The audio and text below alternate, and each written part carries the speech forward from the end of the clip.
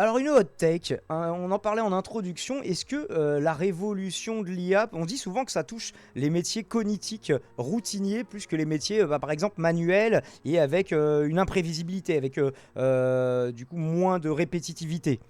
C'est pour ça que par exemple l'IA va pas remplacer tout de suite des ouvriers du bâtiment alors que des comptables, des juristes, des graphistes bien plus facilement. Donc, est-ce que l'IA ne serait pas la taylorisation des cols blancs? On a à la fois une émission de Blast, qu'on va pas regarder en entier, mais je vous ai noté au moins un timer, et un article intéressant dans Frustration Magazine, qu'on aime bien lire de loin en loin. Du coup, je vous propose de faire ça. Donc ça montre bien que Et je ne sais pas pourquoi ça m'y pose. les emplois ne disparaissent pas automatiquement, mais qu'ils sont transformés. Voici ce qu'en dit le sociologue du travail, Juan Sebastián Carbonell. Ces emplois, cela ne signifie pas qu'ils seront remplacés, mais qu'ils seront taylorisés, c'est-à-dire simplifiés, standardisés ou parcellisés. Les travailleurs perdront. Voilà, découper phase après phase, plutôt que d'avoir la maîtrise de la globalité, comme on faisait le comparatif tout à l'heure, de un artisan tisserand qui serait devenu ouvrier du textile à l'époque de la première révolution industrielle. L'autonomie, voire seront purement et simplement dépossédés de la dimension créative de leur travail. Déposséder les travailleurs de la dimension créative de leur boulot, c'est pas nouveau. Bon, là, ça touche des cols blancs, mais la mise en place du taylorisme dans les usines, ça a fait disparaître du savoir-faire ouvrier. Et ce retour historique, il est expliqué sur BFM Business. Oui, je sais, c'est improbable, mais écoutez. On en revient un peu à l'idée tout à l'heure que j'évoquais du taylorisme cognitif, c'est-à-dire de la même façon qu'avant la révolution industrielle, vous aviez un artisan qui avait la maîtrise complète pour réaliser un objet et qu'ensuite vous avez un ouvrier qui va juste... C'est ça, au lieu de faire un meuble, tu vas juste découper des segments de bois toute la journée de telle longueur. réaliser certaines tâches et qui va être chronométré. C'est que non seulement en plus c'est des compétences qui se perdent, du coup, mais c'est aussi une aliénation accrue. Merci Mouchra pour le Et flow. qui va être contrôlé, vous avez une perte d'autonomie. Ça pourrait être un peu la même chose pour les cols blancs. Vous avez effectivement cette dimension de démembrement, de fractionnement des tâches et donc de surveillance, de chronométrage, mais surtout vous perdez l'ensemble de la tâche qu'avant vous réalisiez en autonomie et sans surveillance. Ouais. Alors elle parle aux conditions. Voilà, donc je vous invite à lire, à consulter, là aussi vous aurez toutes les sources comme d'habitude, l'intégralité du sujet directement sur la chaîne YouTube de Blast. Il y a une nouvelle étape de la lutte des classes. L'article est un peu long mais il est intéressant, un article de Guillaume Étiévent, qui est rédac chef adjoint de Frustration Magazine. Donc c'est Nicolas, mince, comment il s'appelle? Nicolas Le Goat, voilà, je ne sais plus, Framont, Nicolas Le Goat Framont, qui en est rédac chef un petit peu plus connu. Face aux inquiétudes grandissantes concernant les destructions potentielles d'emplois générés par IA, y compris dans des secteurs et des professions jusqu'ici relativement protégés, une thèse revient souvent. Comme lors des précédentes révolutions techniques, les emplois détruits seraient compensés par des créations nouvelles. Hein. Vous avez des trucs à la Schumpeter, la destruction créatrice, tout ça. Alors déjà, c'est toujours la même chose. C'est oui, sur le stock d'emploi, le stock d'humains en âge de travailler, sur les conditions d'indemnisation pour les gens qui n'ont pas de travail, sur la retraite, tu vois, parce que si le départ à la retraite c'est plus tard, tu auras plus de gens laissés sur le carreau aussi. Donc c'est ça aussi, en fait si tu nous détruis 900 000 emplois pour en créer 13, oui t'as créé des nouveaux emplois. Mais est-ce que du coup à quel point le marché du travail, puisque le problème c'est que le problème n'est pas le travail en soi, le travail doit être un droit, ne doit être un moyen, ne doit pas être une fin, ne doit pas être une valeur travail. Mais le problème c'est que c'est un marché, à quel moment c'est juste un battle royal? C'est déjà le cas hein. Donc les emplois qui seraient compensés. L'INSEE définit l'IA ainsi. L'IA fait référence au système utilisant des techniques comme la fouille de texte, le text mining, la vision par ordinateur, la reconnaissance automatique de la parole, la génération automatique de texte, donc ça que vous commencez à connaître avec les LLM, l'apprentissage automatique, machine learning, et l'apprentissage profond, le deep learning.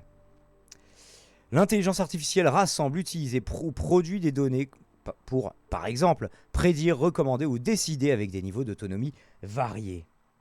Destruction créatrice. Les chevaux ont été remplacés par des machines, ont de meilleurs emplois, mais sont moins nombreux qu'au début du 20e. Oui, puis c'est-à-dire qu'en plus, c'est gain de productivité parce que tu as besoin de moins d'humains pour produire plus. Ils sont redistribués ou pas? Ils sont redistribués aux actionnaires. Et ça, le problème, à mesure en fait que tu augmentes la productivité et du coup la raréfaction se réduit, c'est-à-dire que tu arrives vers plus d'abondance, ça ne peut plus fonctionner avec le capitalisme, qui est justement sur l'accaparement de ressources et le principe de rareté, de rencontre, offre-demande, tout ça. À son sujet, Philippe Aghion, macroniste, c'est lui qui avait fait le programme de 2017 au niveau de l'économie de Macron. Macroniste, Emmanuel Jupiter Ephaïstos Ier, prix Nobel d'économie, a remis en avant. Alors lui, il aime beaucoup plus évidemment que Zuckman. Où lui, ils disent oui, alors peut-être il a un prix Nobel d'économie, mais lui, c'est un peu bidon. Parce que c'est pas un néolibéral, donc de toute façon, c'est bidon. A remis en avant. Quoique en plus, c'est pas un néolibéral, le mec, c'est un keynésien. A remis en avant le concept de destruction créatrice de Schumpeter. Ah bah voilà, ça nous manquait. Pour lequel en économie, les innovations stimulent la croissance et rendent obsolètes certaines activités ou modes d'organisation. Il a publié une tribune, on a tellement envie de la lire, l'année dernière, dans laquelle il explique que, on cite, l'impact de l'IA sur la main-d'œuvre est positif. Car, on cite toujours, l'adoption de l'IA induit des gains de productivité, alors certes, qui permettent aux entreprises d'étendre leurs activités, d'accroître leur masse salariale. On est moins d'accord sur la deuxième partie, poteau. Le but de l'IA, c'est pas d'embaucher des gens en plus, C'est fou,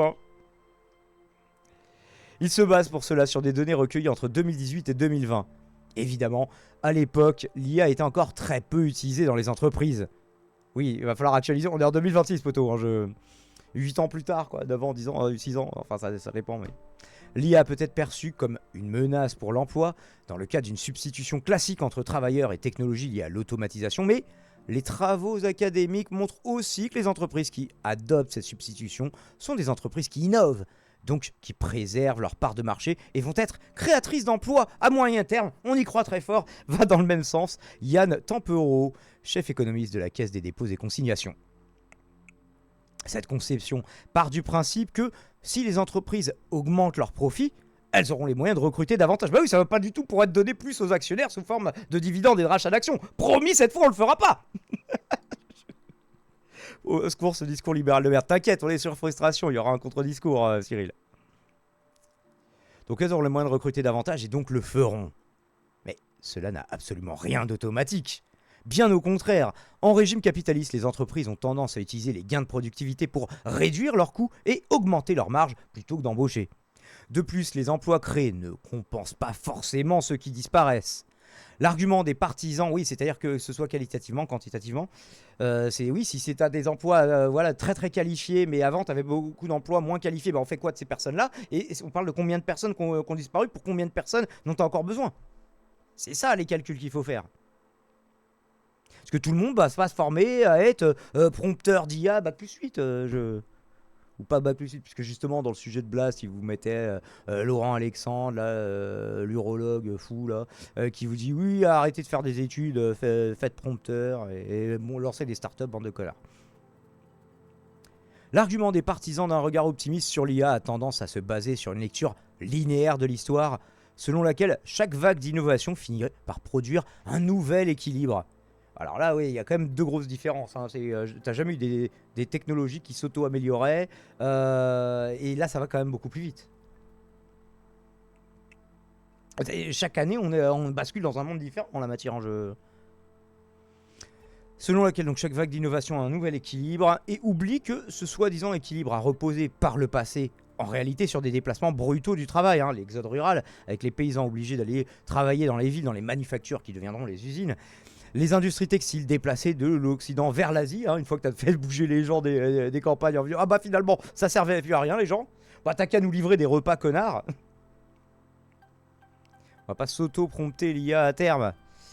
Chacun, en fait c'est sur l'efficacité d'avoir un prompt cohérent par rapport à ton activité, etc.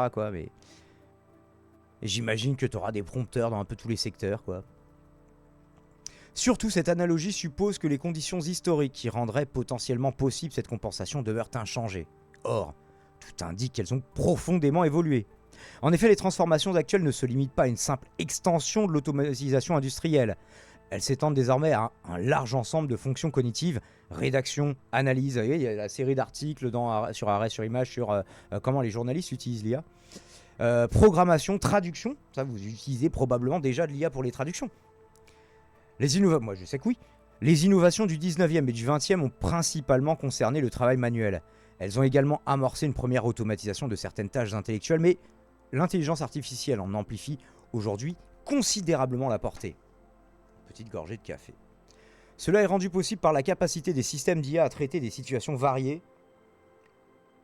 et partiellement imprévu. Alors ça, sur le côté imprévisible, ça, ils ont encore un peu du mal.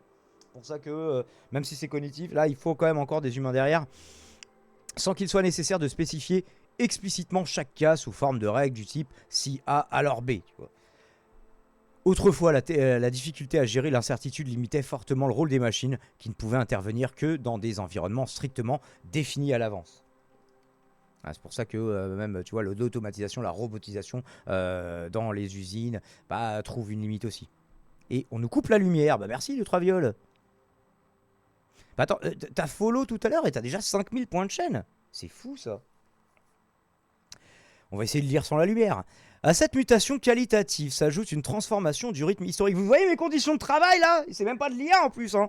S'ajoute une transformation du rythme historique des évolutions technologiques. On en parlait, on l'évoquait tout à l'heure.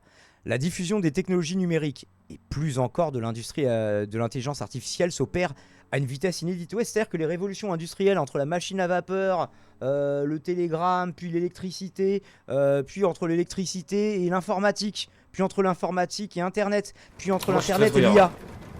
Je ne sais pas si je suis très trouillard, mais j'ai peur sans lumière. Voilà, nous avons de la lumière. Et je ne sais plus. Ce que je disais, oui, c'est qu'en fait, le rythme de ces révolutions va en s'accélérant. Et là, on peut déjà estimer que, en fait, l'IA, c'est peut-être... En fait, je ne sais pas si c'était sûr. Bon, arrêtez de parasiter. Donc, voilà, des révolutions technologiques.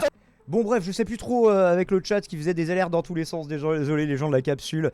On parlait des révolutions technologiques qui s'accélèrent, mais que probablement ce serait la dernière révolution, révolution technologique trouvée par l'homme en tout cas, découverte par l'homme, que les prochaines découvertes seront faites par l'IA. Merci beaucoup Asteroid Uses pour le resub, pour le 5e mois d'Anyavad. Une vitesse inédite donc. Là où les révolutions industrielles précédentes se déployaient sur plusieurs décennies, hein, quand on parlait de la machine à vapeur, du télégramme, oui, même l'informatique, ça a mis plusieurs décennies, tu vois, entre Enigma, la machine qui a gagné la guerre, là, et vraiment IBM qui nous fait les premiers micro-ordinateurs, comme on disait à l'époque. On parlait même de micro, tu vois, tout court, pour parler d'informatique. J'en continue de faire de la merde dehors. Les outils actuels peuvent s'imposer en quelques années, voire, pour certains usages, en quelques mois, dans de nombreux secteurs. J'espère que vous ne l'entendez pas. Merci pour la correction, Alistair. Oui, Enigma, c'était le truc des nazis. C'est oui, la machine qui a perdu la guerre, oui, justement. Bravo, merci pour de me fact-check au fur et à mesure. Donc là, ça s'accélère. Cette accélération tend à réduire les capacités d'adaptation des individus et des institutions. Surtout que le politique ne joue pas du tout le jeu, là. De plus, les sociétés industrielles du XXe siècle disposaient de mécanismes de régulation capables d'amortir, au moins partiellement, les effets des transformations technologiques. Syndicats puissants, protection collective, états sociaux, tous les trucs qu'on a dit poubelle, hein, globalement. Hein. Aujourd'hui, le chaos politique ambiant et le déclin des droits collectifs ne favorisent pas la mise en place de garde-fous face à l'IA en France, et encore moins dans des pays encore plus en proie au néolibéralisme sauvage. L'IA est déjà très utilisée. Les données analysées par l'INSEE publiées en octobre dernier concernant l'année 2024, et elles sont déjà révélatrices, même si celles de 2025 montreront sans doute une amplification très importante. Dans son étude, l'Institut indique que, en 2024, 10% des entreprises françaises de 10 salariés ou plus, donc pas des trucs ultra fat quoi, c'est pas l'artisan du coin, mais bon, c'est pas la grosse multinationale dont on parle, déclarent utiliser une technologie d'intelligence artificielle contre 6% en 2023. Donc le truc a pas doublé, mais pas loin. Même pour des petites entreprises. L'adoption de ces technologies progresse, quel que soit le secteur d'activité ou la taille de l'entreprise. Dans les entreprises de plus de 250 salariés, hein, donc là on est déjà dans des bonnes PME, c'est déjà un tiers d'entre elles qui l'utilisaient en 2024. Un tiers en 2024 pour des finalités très diverses. Marketing, vente, production, administration, comptabilité, recherche et développement et sécurité informatique. Selon l'INSEE, les métiers les plus confrontés à l'IA sont ceux pour lesquels la valeur produite provient surtout de la manipulation d'informations et de connaissances, fonctions administratives, information et communication, c'est pour ça qu'on parle plus de col blanc, plutôt que d'une activité physique. Ces métiers sont plus jeunes, plus diplômés et plus féminisés que la moyenne. Donc ça, c'est les gens qui sont touchés du coup. Comme si c'était pas déjà les gens les plus touchés. Alors, les plus diplômés, ça c'est un peu nouveau. Ces pays les plus riches comportent globalement plus de métiers exposés que les plus pauvres. Non, on n'a pas encore fait Léoman versus Rousseliste, t'inquiète. On le garde pour la fin. Bien que ce phénomène soit resté longtemps ignoré par les médias qui préfèrent inviter, enfin la fin on verra, mais en tout cas une fois qu'on aura fait les sujets du jour, qui préfèrent inviter des philosophes mondains pour ergoter sur l'IA. Ah, j'ai pas cliqué, mais est-ce qu'on nous parle de Enthoven là qui a voulu faire une compétition pour cette vidéo, oui, les cookies, tout accepté. Qui a invité Raphaël Enthoven. Ah, j'ai envie de dire, là je le fais moi. Ah, mais c'était sûr en fait. C'était sûr. J'ai envie de péter mon crâne.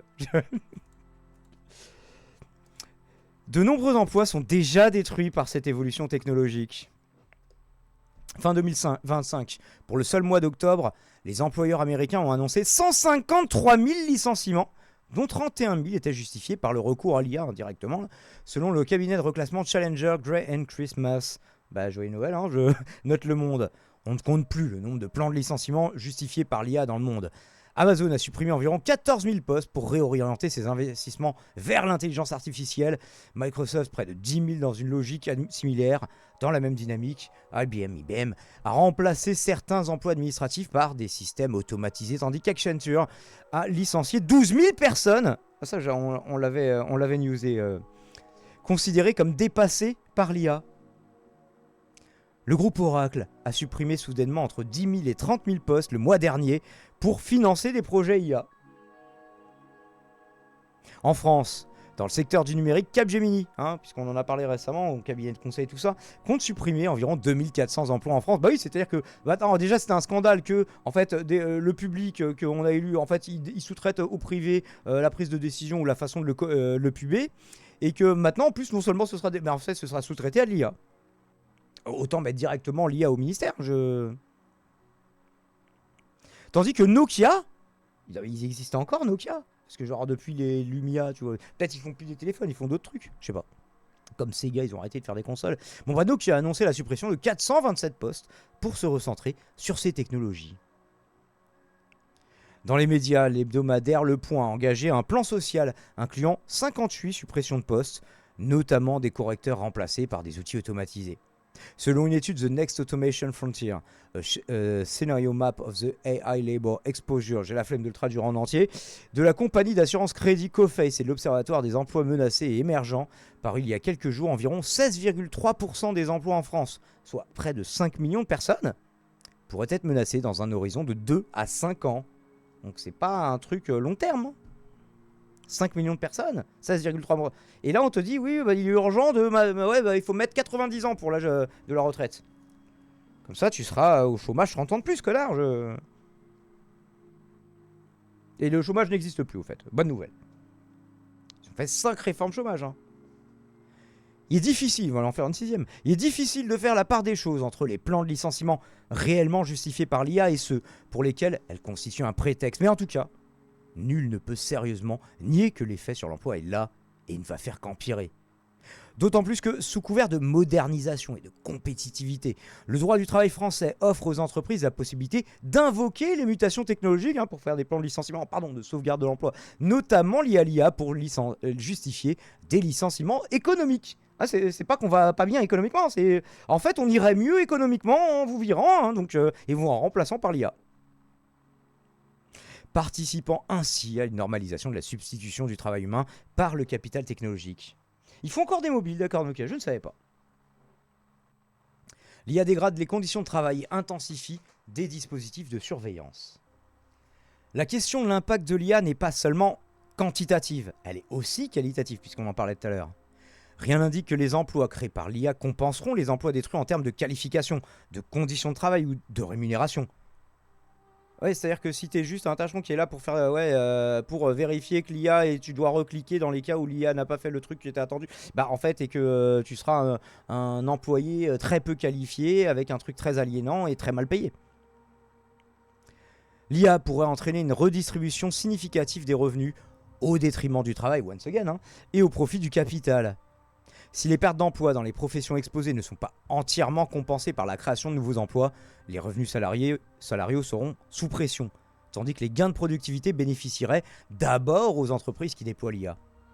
Une partie, ce qui pousse les autres à suivre le mouvement, ou à mourir. Une partie de ces gains pourrait ainsi être captée en amont par les entreprises technologiques contrôlant les infrastructures essentielles de la chaîne de valeur de l'IA, indique l'étude de The Next Automation Frontier machin. Dans les, donc la prochaine frontière de l'automatisation, une carte scénario de l'exposition à l'IA au travail. J'ai probablement traduit les mots dans un ordre un peu aléatoire, c'est possible. Dans les entreprises, les effets sur les conditions de travail sont déjà perceptibles et loin d'être homogènes. À ce stade, les outils IA rendent encore nécessaire une relecture minutieuse des productions automatisées afin d'en corriger les erreurs. Dès lors, dans de nombreux secteurs d'activité, une partie des fonctions expérimentées tend à se reconfigurer vers des activités de contrôle, de validation. Tu vois, oui, tous les emplois n'ont pas disparu, mais quels sont-ils? Et quel problème ça pose? De validation et le fait d'assumer la responsabilité des décisions prises à partir de systèmes automatisés. Donc ça, on l'a déjà un peu évoqué, le prochain argument. Quant aux fonctions dites juniors, elles peuvent exiger moins de production directe et davantage de capacité à interagir avec des systèmes automatisés. L'apprentissage ne repose plus seulement sur la répétition de gestes techniques, mais de plus en plus sur la capacité à utiliser l'intelligence artificielle avec discernement et à interpréter ses résultats. Voilà, c'est être prompteur, tu vois. Le travail est de plus en plus décomposé et fragmenté. Alors du coup, oui, c'est ça le souci aussi. Du coup, on a besoin de moins en moins de juniors parce qu'en fait, avant, on leur faisait faire des trucs répétitifs et ils en parleront plus tard dans l'article. Et après, petit à petit, on les autonomisait. Sauf que si t'as plus besoin de juniors, comment ils vont faire pour devenir des seniors en fait si tu les embauches pas? Question.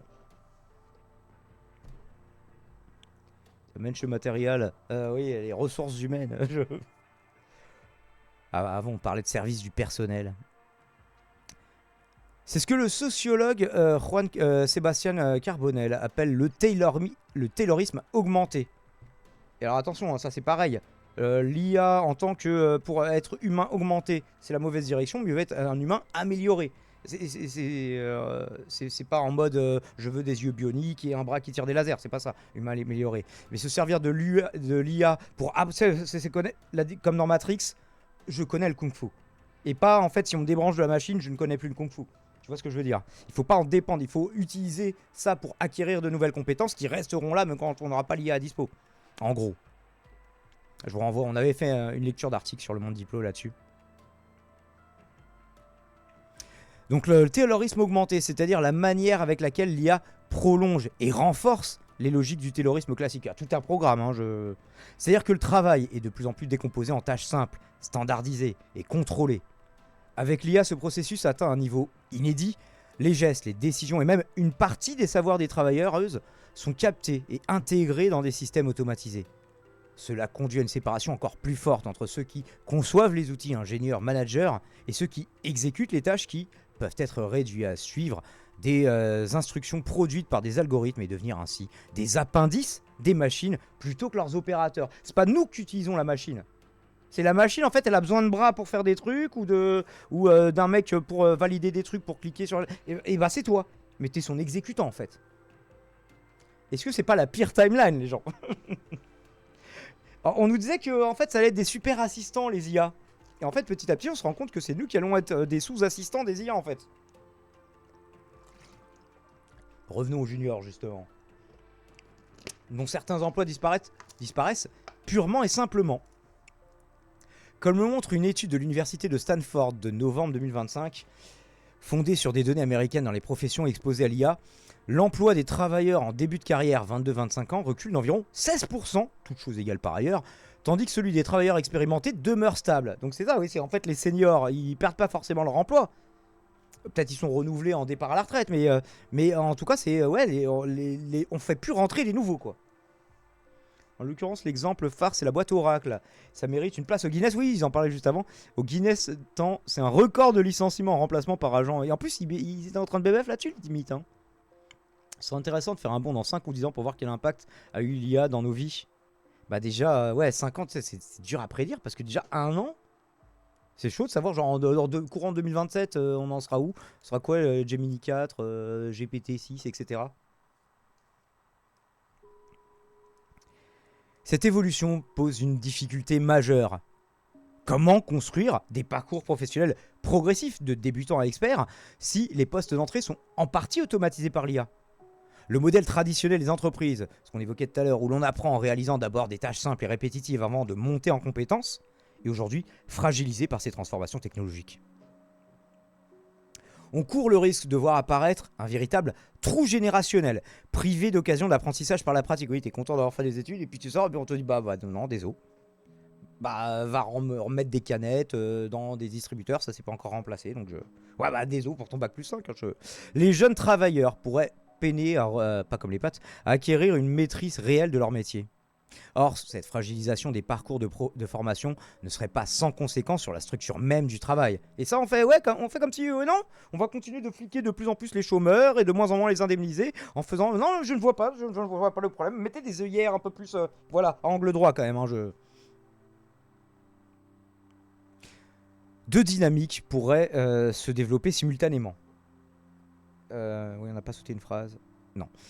D'une part, une pression à la baisse sur les qualifications intermédiaires, dont les tâches plus standardisées sont les plus facilement substituables à l'IA. Ouais, c'est qu'en gros, tu auras soit des trucs pas du tout qualifiés, soit des trucs ultra qualifiés, mais entre les deux, c'est un petit peu ce que nous disait déjà Franck Lepage, alors qu'à une époque où il n'y avait pas l'IA, il nous parlait de la diagonale du vide des bac+3. Alors moi, je suis complètement dedans. J'ai fait 2 DUT, et après j'ai fait, merci Sej pour le follow. Et derrière, j'ai fait un bac+3, une licence pro de management et tout ça, un truc à la con. Bon, bref, j'ai été au SMIC toute ma vie, autant vous dire. Et d'ailleurs, sauf en étant streamer, donc n'hésitez pas à faire des dons pour qu'on atteigne le SMIC ce mois-ci, évidemment. Point d'exclamation non. Et toi, si je regarde la capsule dans le futur, t'as des liens dans la description, juste avant les sources, que je t'invite aussi à consulter. Donc une pression à la baisse sur les qualifications intermédiaires, dont les tâches plus standardisées sont les plus facilement substituables par l'IA. D'autre part, une revalorisation d'une minorité de profils hautement qualifiés. Alors là, on est au-delà du Battle Royale, les gens. Capables de superviser, d'interpréter et de corriger. Il faut faire un top 1, sinon c'est mort. Et de corriger les productions issues de ces systèmes. Ce double mouvement risque d'accentuer la polarisation déjà à l'œuvre dans l'entreprise en creusant davantage, est-ce qu'on en avait besoin, l'écart entre les salariés les plus expérimentés et l'ensemble des travailleuses situées au niveau de la rémunération inférieure. À cela s'ajoute le fait que de nombreux emplois créés par l'intelligence artificielle se font en réalité dans des conditions de travail très difficiles. Oui, les fermes à clics, là, c'est beaucoup d'ailleurs dans les pays dits du sud global, où on dit à l'IA, non, alors ça c'était pas un chien, non, tu t'es trompé, etc. Et à faire des milliers-clics pour toute la journée pour 1 ou 2 $, quoi. Comme le montre le sociologue Antonio Casilli, une grande partie du fonctionnement de l'IA repose sur des travailleurs invisibles qu'il appelle les tâcherons du clic. Ces personnes réalisent des micro-tâches répétitives comme trier des images, corriger du texte ou signaler des contenus inappropriés afin d'entraîner des systèmes d'IA. En plus, oui, des fois, c'est des boulots durs parce que les contenus inappropriés, tu t'imagines sur les trucs sur lesquels tu tombes, quoi. Idem bac+5 et je suis cantinier aujourd'hui, mais au final, je préfère, nous dit Alistair. Peut-être, ouais, la restauration collective, moi j'ai bossé dans un resto et des fois je me suis dit peut-être la restauration collective c'est un peu plus cool. Enfin, un peu plus cool, je sais pas, mais il y a peut-être des trucs aussi qui sont moins bien, mais. Et j'ai pas du tout fait de diplôme qui me préparait à être cuistot, mais bon. Bon, les parcours, aujourd'hui on a que des parcours un peu comme ça, finalement. J'ai découvert que Guillaume Meurice, il a aussi un DUT GEA. En fait, tous les gens qui ont fait un DUT GEA, ils font que des trucs qui n'ont rien à voir. T'as plein de gens dans des métiers artistiques qui ont fait des DUT GEA, gestion des entreprises et des administrations. Le truc pas trop sexy, quoi. Enfin, qui est censé être bien valorisé, mais bon. Un autre danger important, revenons à l'IA, présenté par l'IA justement, réside dans sa capacité à intensifier le contrôle, on en parlait sur le sujet de Blast, et la surveillance du travail. Merci beaucoup pour le don. Ah, on était sur le flicage. En intégrant des dispositifs de suivi et d'évaluation en temps réel, elle prolonge, donc l'IA, et systématise les tendances déjà à l'œuvre depuis plusieurs décennies. C'est-à-dire, oui, tu avais déjà des métriques, mais elle en change aussi la nature.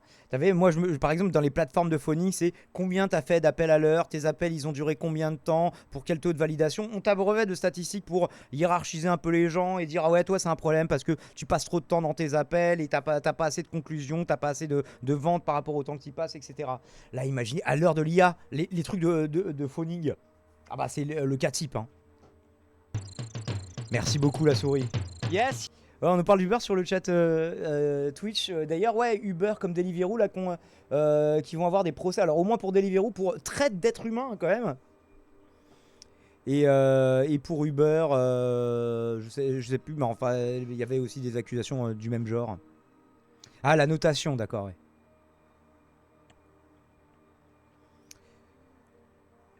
Là où les outils de gestion traditionnels permettaient un encadrement périodique fondé sur des indicateurs de gestion, des entretiens d'évaluation, etc., les systèmes basés sur l'IA rendent possible une observation continue des activités. Chaque action peut être tracée, mesurée et comparée. Les performances individuelles peuvent être quantifiées à un niveau de précision inédit et les écarts à la norme sont détectés quasi instantanément. Alors des fois d'ailleurs, puisqu'on parlait des trucs de phonie, t'avais des trucs un peu racistes, hein, t'avais des trucs genre quand l'IA ne comprenait pas en fait, tu sais, la personne qui se présentait avec son nom, quand tu te présentes avec ton vrai nom, puisque t'as des trucs de phoning où tu n'utilises pas du tout ton vrai nom, alors c'est peut-être la plupart, et moi je sais que c'était le cas. Je m'appelais Patrice Dunoyer, moi, genre pour vendre du vin. Tu vois. Parce que pourquoi pas, en fait, je m'étais trouvé mon blaze et tout. En fait, quand tu dis ton nom, par exemple, les IA, elles sont un peu racistes, évidemment, puisque c'est beaucoup. En fait, le contexte aussi, c'est évidemment que l'IA, c'est qu'un outil. Bah oui, mais c'est un outil qui a été fait par des capitalistes dans un monde capitaliste pour faire des profits et qui a été fait par des blancs et des blancs racistes. Et bah, du coup, à la fin, c'est un truc capitaliste et raciste, hein, c'est logique. Et genre, les IA comprenaient pas les noms racisés, les noms, par exemple, en France, les noms du Maghreb ou d'Afrique subsaharienne, etc. Et du coup, genre, ils leur mettaient des points en moins. Genre en mode ouais, tu te présentes pas très bien, non, parce que juste c'est toi, t'as pas compris son nom en fait. Enfin, il y avait des bails à base de ça. Chaque action peut être tracée, mesurée, comparée. Les performances individuelles peuvent être quantifiées à un niveau de précision inédit et les écarts à la norme détectés quasi instantanément. Ça, on l'a lu. Cette évolution ne concerne pas uniquement les métiers les plus standardisés. Elle s'étend désormais à des activités qualifiées, voire créatives, dès lors que celles-ci passent par des interfaces numériques. Une telle transformation modifie en profondeur le rapport au travail. L'autonomie, souvent présentée comme accrue par les technologies numériques, peut se trouver paradoxalement réduite par la multiplication des mécanismes de surveillance. Cette pression diffuse peut conduire à une intensification du rythme de travail et à une standardisation des comportements, laissant peu de place à l'initiative individuelle. Et du coup, oui, c'est ça. Quel horizon, en fait, quantitatif, genre qui aura encore du boulot, payer combien, et qualitatif, et pour faire quoi? Enchanté Patrice, je m'appelle Jawad. Salut Jawad. Minimiser l'ensemble de ces effets revient à neutraliser la dimension politique du problème. Parce que voilà, le chapitre là s'appelle l'IA accélérateur des contradictions du capitalisme, qui était déjà énoncé dans le Capital, hein. N'hésitez pas à le relire, il est toujours dans toutes les bonnes crèmeries. Voilà, logiquement. Et ouais, j'ai hésité à entreprendre d'ailleurs chez Poutou le tome 2, mais je me suis dit, ouais, déjà finissons les 900 pages de celui-là. Mais oui, tu sais, comme la baisse tendancielle du taux de profit, les crises cycliques qui sont consubstantielles au capitalisme, tout ça, quoi. L'intelligence artificielle n'est pas une force neutre. Elle est déployée et développée dans un cadre social déterminé par des acteurs économiques dont les objectifs sont explicitement orientés vers les réductions des coûts et l'augmentation de la rentabilité du capital. Dans ces conditions, il est ainsi tout à fait improbable, contrairement à ce que nous disait Aguillon tout à l'heure, que les gains générés soient spontanément redistribués sous forme d'emplois de qualité. Si on ne réagit pas, la dynamique dominante va rester celle d'une concentration des bénéfices et d'une diffusion des risques sur les salariés plutôt que sur les possédants. Par exemple en perte d'emploi ou en perte de qualité de ton emploi. Alors, quelle analyse politique tirer de cette situation? Frédéric Lordon, il nous manquait, en particulier indique que l'IA, en menaçant les fractions du salariat qui s'étaient construites comme relativement protégées et centrales, entraînerait une recomposition de la lutte des classes. Merci pour le follow, Sylvain, Paul, beaucoup trop de trucs. Selon lui, le capitalisme, en développant ses propres forces productives avec l'IA, en viendrait à fragiliser le bloc social qui contribue à sa légitimation. L'explosion des capacités de l'IA, l'ampleur du déclassement qui s'en va suivre, va révolutionner le paysage de classe comme aucun marxisme arrêté sur la classe sociale, la classe ouvrière, sujet de l'histoire n'aurait pu l'imaginer. Bah oui, puisque là, c'est plus que l'école, c'est pas uniquement les cols bleus qui sont touchés. Enfin, disons que les cols bleus ont déjà été taylorisés, et là, c'est la taylorisation des cols blancs. Et du coup, bah, à un moment, tout le monde est touché, quoi. Tout le monde est précarisé et tous les gains de productivité, bah, en fait, ne ruissellent plus sur absolument personne. Quand bien même, il y aurait des gens qui auraient cru à cette théorie du complot du ruissellement sur laquelle se basent absolument toutes nos économies. Hein. Ça et la main invisible des marchés, tout ça. La concurrence libre et non faussée. Enfin, c'est tous ces trucs-là qui n'existent pas. Hein, mais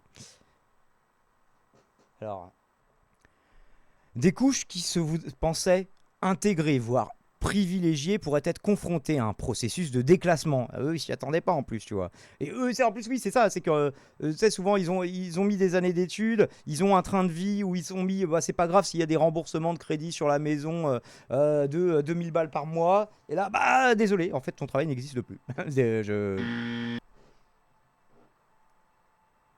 À une perte de statut social. Ce déplacement introduirait, à un moment, une fois on sera 100% de précaire, peut-être on va se rebeller un peu. Ce déplacement introduirait une nouvelle, peut-être ils auront déjà des Robocamp en face, hein, enfin, ou des T800, on ne sait pas. On a un court laps de temps dans lequel on peut encore réagir, les gens. Le déplacement introduirait une nouvelle dynamique conflictuelle, susceptible de redéfinir les lignes de fracture politique. De mon côté, là c'est l'auteur qui parle à la première personne, parce que c'est pas la première fois je crois qu'il écrit sur le sujet, je ne suis pas tout à fait convaincu que le déclassement de ces couches produise une recomposition politique majeure. Le passage du déclassement social à la formation d'un sujet politique conscient de l'exploitation qu'il subit, les classes en soi, classes pour soi, tout ça, et de la nécessité collective d'en sortir n'a rien d'automatique. La perte de statut peut engendrer des formes de politisation, mais elle peut tout autant produire du ressentiment, du repli, et donc des réflexes autoritaires. Des fois, dans une crise, ça peut partir dans une direction à gauche ou des fois, ça peut partir dans une direction facho.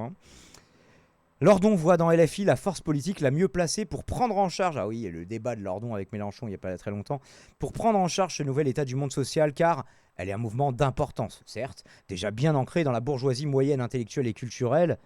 Mais c'est, alors il nous en faut des bourgeois traîtres à leur classe et tout ça, mais je sais pas s'ils sont LFI premiers dans la bourgeoisie non plus, quoi, mais dont elle est en fait une émanation, dont elle a déjà l'habitus, dont elle partage les manières de parler, l'habitus, tu sais, genre la pratique induite par le statut ou en pratique, je sais plus exactement comment le définir. En réalité, on observe ces dernières années que le déclassement déjà généralisé dans de nombreuses professions, bien avant l'IA, n'a pas entraîné un renforcement du vote vers des partis opposés au capitalisme, aujourd'hui très minoritaires aux élections. Et plus LFI veut parler à la bourgeoisie déclassée, plus elle modère son propos. Mouvement de centre-gauche extrêmement modéré, LFI après, mais c'est le maximum de gauche qu'on peut espérer là tout de suite. Et risque d'oublier la grande masse des travailleurs, dont l'exploitation s'intensifie également avec l'IA. Je trouve que les débats actuels se focalisent trop sur le devenir des professions intellectuelles et ont parfois tendance à laisser l'ensemble, aussi un angle intéressant de l'article, dans l'ombre, l'ensemble du travail matériel qui rend possible le fonctionnement de l'intelligence artificielle. Extraction de ressources, oui, ça c'est bien un travail physique, production industrielle, infrastructure énergétique, maintenance, logistique, etc. Loin de supprimer le travail, les technologies contemporaines tendent à le déplacer vers des zones moins visibles pour les Occidentaux à l'échelle mondiale. L'extraction de terres rares, de coltan, RDC, etc. Une analyse centrée exclusivement sur les classes intermédiaires, la production de RAM, et c'est pour ça qu'il y a une RAM apocalypse, parce qu'il y a beaucoup de besoins, la consommation en eau, je crois qu'ils en parleront plus tard, pour les data centers, etc. Une analyse centrée exclusivement sur les classes intermédiaires des économies développées risque ainsi de manquer la dimension globale du phénomène. Par ailleurs, l'IA renforce les dépendances entre les États et les entreprises.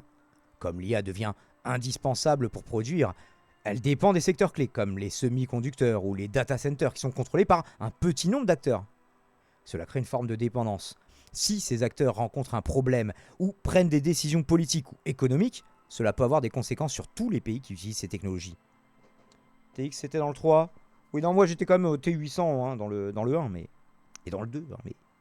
Après, il y avait le T1000, enfin bref, vous connaissez les Terminator, la suite en 2027.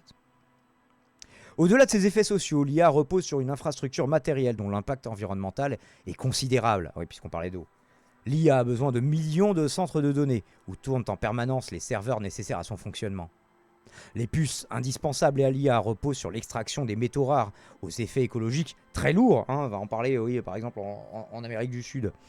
Tandis que les infrastructures qu'elles mobilisent génèrent des volumes massifs de déchets électroniques, souvent chargés en substances toxiques comme le mercure ou le plomb. Et là, voilà, le retraitement, ça va être dans des pays comme en Inde, etc., fait par des enfants qui vont avoir une espérance de vie réduite des 2/3. Leur empreinte matérielle est colossale. Produire un simple ordinateur de 2 kg exige jusqu'à 800 kg de ressources. Ces installations engloutissent également des quantités d'eau considérables, équivalentes à la consommation mondiale annuelle d'eau en bouteille. Un jour, il n'y en aura plus. Ouais, il y en aura pour les data centers, les gens. Vous, non, mais... je me souviens, c'était une série coréenne où, je sais plus, ils partaient sur la Lune pour un truc. Une série sud-coréenne où, en fait, l'eau, c'était devenu super rare. Et genre, il y avait une personne qui donnait à son petit chien en loose day une gamelle d'eau. Mais c'était genre, c'était interdit d'utiliser de l'eau pour les animaux de compagnie, tu vois, genre en mode... Ça tille toujours. Moi, je donnerai de l'eau en loose day, je te donnerai. L'IA ne va pas aboutir spontanément à un mouvement social prêt à la remettre en cause. En réalité, elle agit plutôt comme un accélérateur des tendances déjà présentes. Ce qui n'est pas une bonne nouvelle bis. Elle renforce la concentration du capital, en donnant un avantage décisif aux grandes entreprises capables d'investir dans ces technologies. Et on voit que ça coûte centaines de milliards, hein, donc c'est pas ouvert à tout le monde. Sachant qu'il y a un très probable crack de l'IA, comme il y a eu un crack, tu vois, l'éclatement de la bulle des dot-com. Ce qui ne veut pas dire que derrière Internet ça a arrêté d'exister, mais ça veut dire qu'il y a eu plein de gens qui se sont lancés et en fait il y a eu beaucoup d'appelés, enfin peu d'appelés pour beaucoup d'entrants, quoi. C'est pas ça l'expression que je cherchais, mais bref, vous l'avez. Elle accentue une contradiction qui fait l'essence du capitalisme. Aujourd'hui, produire de la richesse repose sur un travail de plus en plus collectif. Par exemple, des millions de personnes contribuent aux données, au contenu, au savoir utilisé par les systèmes d'IA. Pourtant, on va avoir quand même une ouverture, une conclusion avec un peu d'espoir. Pourtant, les bénéfices tirés de cette production ne parviennent pas à l'ensemble de ceux qui y participent, oui, ou dans quelle proportion, mais sont captés par un petit nombre d'entreprises qui possèdent ces technologies. Beaucoup d'appelés, peu d'élus, voilà, c'est ça que je cherchais à Québec. Eggs l'avait aussi. Plus 13 points pour mon enfant. Une autre IA est-elle possible ? Et si les évolutions technologiques du capitalisme, poussées par son infini besoin d'innovation pour maintenir les taux de profit, hein, en baisse tendancielle, on le sait, peuvent se retourner contre lui-même, comme l'indique la journaliste britannique marxiste Grace Blakely dans son livre Vulture Capitalism, qu'on voit ici, How to Survive in an Age of Corporate Greed, comment survivre dans une ère d'avidité entrepreneuriale des entreprises, des compagnies. Dans son livre, donc, Vulture Capitalism, la naissance du capitalisme a nécessité le développement de technologies, de savoirs et de relations sociales qui n'existaient pas sous le féodalisme. Pourtant, quelques individus pionniers ont su identifier les germes d'un monde nouveau. Des batailles idéologiques ont été menées, des luttes juridiques ont été engagées, des législations ont été adoptées, des guerres ont été livrées. Aujourd'hui, à ce stade du développement scientifique et technologique, nous sommes capables de produire le type de technologie qui pourrait permettre à une planification véritablement socialiste et démocratique, en un mot. Autogestionnaire, je vous ai dit qu'on y reviendrait à grande échelle. Sortez les Julius Martov et la Yougoslavie. Et pas que. Dans cette perspective, Cédric Durand et Razmig Kucheyan évoquent dans leur ouvrage « Comment bifurquer les possibilités de cyber-soviets ». Des institutions, sachant qu'un soviet, hein, là-bas, c'est un conseil, que ce soit un conseil de village, un conseil d'entreprise, etc. C'est du conseillisme, en fait, pour les gens qui veulent creuser les notions. Des institutions de coordination, et le problème, c'est quand ils ont dit tout le pouvoir aux soviets, mais en fait, ça voulait dire tout le pouvoir à notre frange du PCUS, la frange bolchevique. Et justement, les mencheviks voulaient plus de l'autogestion, ils voulaient plus de des vrais soviets, sur le coup. À mon sens. Des institutions de coordination démocratique s'appuyant sur des technologies numériques pour organiser la production et la distribution selon des décisions collectives et non plus selon les impératifs de marché. Bah oui, c'est décider quoi qu'on produit, combien, dans quel but. C'est tout ça aussi. Ah, c'est des gens qui débloquent des emotes, c'est emotes. Oui, ça veut dire conseil, tout simplement. Soviets.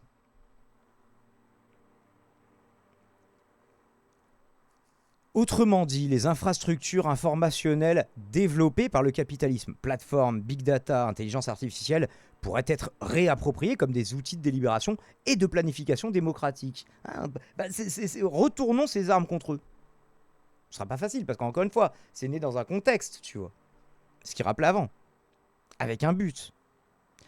Un tel type d'utilisation de nouvelles technologies, qui est une condition préalable à l'émancipation de tous les individus, ne sera jamais développé dans notre ordre social actuel. Au fond, le nerf de la guerre reste inchangé. Il réside dans le pouvoir de décision sur l'organisation de la production et l'usage des technologies. Dans une entreprise autogérée par ses salariés, ceux-ci décideraient-ils collectivement de se remplacer eux-mêmes par des systèmes d'IA ou de l'utiliser pour dégrader l'organisation de leur travail? Question pure rhétorique, hein. S'ils ne sont pas une exception autogestionnaire dans un océan capitaliste concurrentiel et que la société régit démocratiquement l'univers économique dans lequel il évolue, alors il est évident que non. Oui, après, c'est le nécessaire internationalisme aussi, tu vois. Mais... il faut rendre à ces armes ce qui appartient à ces... Non, pas dans ce sens-là, Gambit. Ce n'est pas que la technologie en elle-même qui se détermine. Désolé d'ailleurs parce que je fais des allers-retours sur le chat, mais pas tout le temps. Peut-être des fois il y a des messages ultra basés que je rate, mais à la rediff vous les voyez, c'est l'avantage. Même si je les commande pas tous. Non, c'était pas une façon de te tailler toi, Gambit. Bref. Donc ce n'est pas la technologie en elle-même qui détermine ses effets sociaux, mais les rapports de pouvoir dans lesquels elle s'inscrit. Alors bon, là, il langue peut-être, c'est ça qui est un peu dommage, un peu comme toute forme d'outil, sauf que c'est pas un outil comme un autre, l'IA, mais... Dans une économie capitaliste où les décisions sont orientées par la rentabilité et la concurrence, l'IA est principalement mobilisée pour réduire la masse salariale et accroître la productivité, quitte à détruire d'innombrables emplois, et à dégrader fortement les conditions de travail. Ce qui est déjà le cas, hein. Et ce mouvement ne s'arrête pas là. Il entraîne aussi une explosion de la consommation de ressources, de l'extraction de minerais, de l'énergie utilisée et des déchets produits, mettent ainsi en péril notre propre existence. Oui, il n'y a pas de planète B. A l'inverse, dans un cadre, après peut-être les IA elles s'en foutront, mais à l'inverse, dans un cadre où les travailleurs maîtriseraient l'économie, les mêmes outils pourraient être utilisés pour servir des objectifs différents. Diminuer le temps de travail sans diminuer les rémunérations, améliorer concrètement les conditions de travail. Parce que oui, c'était ça à la base. On se disait, même bien avant l'IA, là il y a des gains de productivité, ça va nous permettre d'être mieux payés en faisant le même travail, ou alors de moins travailler en étant payé pareil, voire de moins travailler en étant mieux payé. Bah, c'est pas ce qui s'est passé. Mais le problème, c'est pas ces outils, c'est le capitalisme, encore une fois.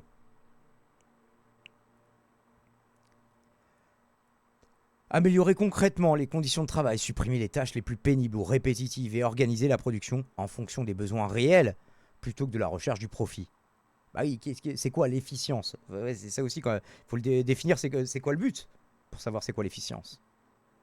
Cela permettrait de limiter la production inutile et d'orienter l'activité économique vers la préservation de l'environnement.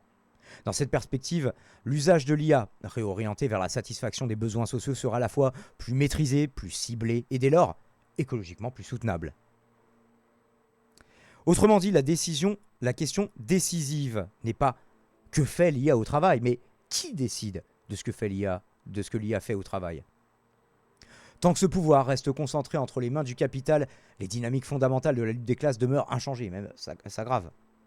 Leur forme évolue, mais au fond, la solution demeure la même. Se mobiliser pour se réapproprier les entreprises, les diriger collectivement et abolir ainsi l'ordre social existant dont l'IA constitue aujourd'hui une nouvelle radicalisation, afin de retourner contre le capital les technologies qu'il a développées pour asseoir sa domination.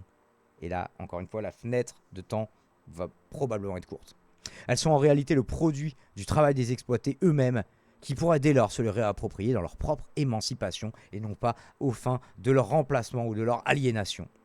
Un article du rédac-chef adjoint Guillaume Étiévent de Frustration Magazine, sachant que justement sur la réappropriation des salariés par les salariés de leur entreprise, il y a un autre article intéressant que je vous invite à lire en complément, donc je vous mets le lien, tiens d'ailleurs faisons-le. Faut-il nationaliser l'économie pour sortir du capitalisme? Ce qui rejoint un petit peu une autre capsule qu'on avait faite pour l'exclamation socialisation. Voilà, si vous souhaitez avoir le détail. YouTube du futur, voilà une longue capsule, mais j'espère qu'elle t'a plu. N'hésite pas à la liker, à la partager, à faire un don si tu le peux, et à lire du Guillaume Étiévent. C'était lui aussi pour ce dernier article. Let's go et à très bientôt.